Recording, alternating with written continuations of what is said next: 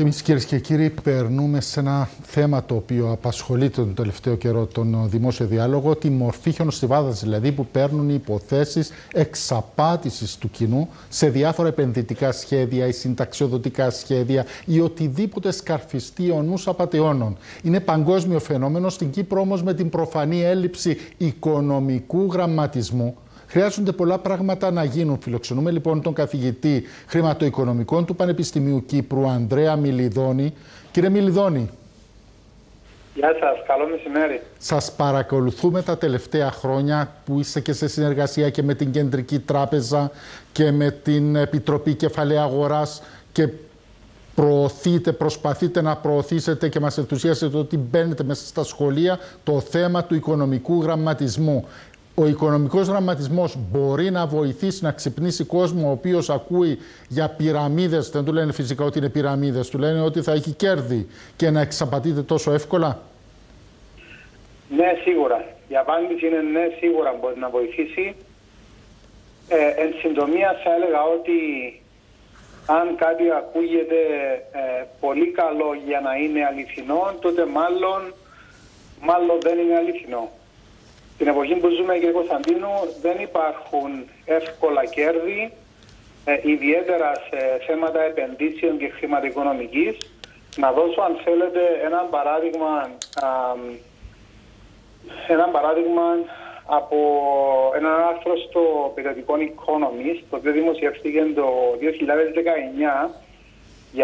Γιατί το 2019 είναι πριν το COVID και φανταστείτε τι έγινε ακόμα μετά το COVID, όταν περάσαμε σε μια εποχή πιο έντονης ψηφιοποίησης των υπηρεσιών. Με βάση αυτόν το άρθρο βλέπουμε ότι τουλάχιστον 80% των πράξεων που γίνονται στην Αμερική σε κάποιες χρηματιστηριακές αγορές, δεν υπάρχει λόγος να δώσω τους ορισμούς, γιατί δεν νομίζω να γνωρίζει το κοινό, ούτε είναι χρήσιμο, αλλά όταν 80% των πράξεων που γίνονται σε κάποια χρηματιστήρια της Αμερικής γίνονται από αλγόριθμους, δηλαδή δεν υπάρχει καθόλου ανθρώπινη παρεμβολή. Ένας αλγόριθμος απλά εκτελεί εντολές ή κάνει πράξεις χρηματιστηριακές χωρίς να υπάρχει ανθρώπινη παρεμβολή. Αυτό τι σημαίνει? Όταν κάποιος νομίζει ότι μπορεί να επενδύσει από μόνος του ή από μόνη του σε έναν κόσμο όπου ένα μεγάλο ποσοστό των πράξεων γίνεται από υπολογιστές, είναι το ίδιο πράγμα με το να λέμε ότι εμείς μπαίνουμε σε έναν παιχνίδι, σε ένα video game και ανταγωνιζόμαστε με έναν υπολογιστή. Ίσως με το πιο δύσκολο στάδιο του υπολογιστή, διότι όταν ο υπολογιστής προσπαθεί αν θέλετε, να πετύχει κέρδη, αυτό θα το κάνει και γρήγορα και αποτελεσματικά. Άρα όλες αυτές οι αυταπάτες που έχουμε, ότι θα πλουτίσουμε με μια γρήγορη επένδυση, πρέπει να αφαιρεθούν ή πρέπει να τις αντιμετωπίσουμε, και ο μόνος τρόπος να το κάνουμε είναι μέσα από την εκπαίδευση.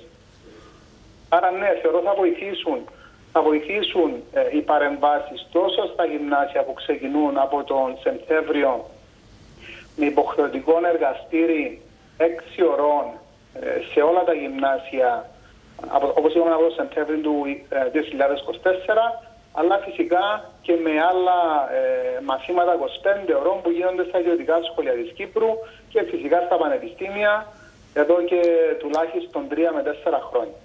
Νομίζω ότι γνωρίζω ότι είστε μικρή ομάδα, αλλά χρειάζονται ακόμη και πολύ περισσότεροι συνεργάτες σας να μπείτε όχι μόνο μέσα στα γυμνάσια, αλλά και μέσα στα δημοτικά σχολεία, να ξεκινήσει από όσο γίνεται πιο νωρίς ο οικονομικός γραμματισμός. Κάποτε οι παππούδες μας, μαθαίνοντας ο ένας από τον άλλον, ήταν πιο υποψιασμένοι, να το πω εντός εισαγωγικών, για θέματα εξαπάτησης, για θέματα οικονομίας, από ότι είμαστε εμείς οι οποίοι ζούμε σε μια εποχή που έχουμε όλη την πληροφόρηση στα πόδια μας, αλλά είναι τόσο πολλή πληροφόρηση η οποία ζαλίζει. Εκεί ακριβώς είναι το θέμα. Δηλαδή, οι παππούδες μας, έναν από τα καλά αυτού του καιρού ήταν ότι ήταν κοινωνία πολύ μικρή, χωρίς να έχει να επηρεάζεται άμεσα από το τι γίνεται σε άλλες χώρες. Ενώ πλέον εμείς εδώ έχουμε καταντήσει μέσω της τεχνολογίας να είμαστε μια μεγάλη κοινότητα, και δεν μιλώ για την Κύπρο, μιλώ για την γη. Γίνεται κάτι σε οποιαδήποτε γωνιά του κόσμου, το οποίο βιντεογραφείται σε έναν κινητό, σε ένα βίντεο, και εντός λεπτών έχουμε πρόσβαση σε αυτά τα γεγονότα. Άρα αντιλαμβάνεστε ότι αυτό δουλεύει και αντίστροφα. Δηλαδή κάποιος ο οποίος θέλει να προωθήσει μια απάτη ηλεκτρονικά, από τη στιγμή που δεν υπάρχει αρκετή εποπτεία για το τι περιεχόμενο μπαίνει μπροστά στα μάτια και των παιδιών και των εφήβων, αλλά και των φοιτητών και των ενήλικων ακόμα, αντιλαμβάνεστε ότι μόνο με την παιδεία, μόνο με την εκπαίδευση μπορούμε να ενημερώσουμε τουλάχιστον τους καταναλωτές για το τι μάλλον είναι απάτη, τι μάλλον είναι αυταπάτη αν θέλετε, και τι θα μπορούσε να χαρακτηριστεί ως μια λογική ευκαιρία επένδυση. Κύριε Μιλιδόνη, σας ευχαριστώ πάρα πολύ για αυτή την παρέμβαση.